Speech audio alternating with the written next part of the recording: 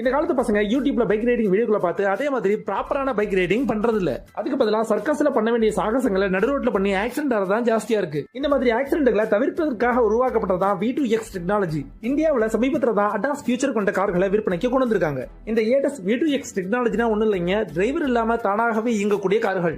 வெளிநாடுகள்ல ஏற்கனவே இந்த மாதிரி கார்கள் விற்பனையில இருக்கு. இந்தியாவுல இந்த மாதிரி கார்கள் விற்பனைக்கு வர இன்னுமே சிறிது காலங்கள் ஆகலாம். இந்த டெக்னாலஜில முக்கியமான பாதுகாப்பு வசதியா பார்க்கக்கூடியது, ஒரு டிரைவர் வண்டியை இயக்கும் போது முன்ன பின்ன செல்லக்கூடிய வண்டிகளுக்கு தகுந்த மாதிரி ஸ்பீடையும் வண்டியோட பேலன்ஸ் மிஸ் ஆகாமலும் விபத்து நடக்காம எப்படி வண்டியை இயக்கிறாரோ அதை விட 99% அதிக பாதுகாப்புடன் செயல்படக்கூடியது இந்த V2X டெக்னாலஜி. இந்தியாவில் விற்பனையாகும் அடாஸ் ஃபீச்சர் கொண்ட கார்கள் க்ரூஸ் கண்ட்ரோல் மற்றும் ஆட்டோமேட்டிக் பிரேக்கிங்காக மட்டுமே செயல்படக்கூடியது. வரும் காலங்களில் இந்தியாவிலும் டிரைவர் இல்லாத கார்களை பார்க்க முடியும். இந்த டெக்னாலஜி மூலம் விபத்துக்கள் குறைஞ்சாலும் மக்களோட சோம்பேறித்தனம் இன்னுமே அதிகமாயிடும் அப்படிங்கிறது தான் என்னோட கருத்தா இருக்கு. இந்த டெக்னாலஜி பற்றி உங்களோட கருத்துக்களை கமெண்ட்ல தெரியப்படுத்துங்க. இந்த மாதிரி வீடியோக்களுக்கு நம்ம சேனலை ஃபாலோ பண்ணிட்டு இந்த வீடியோக்கு லைக்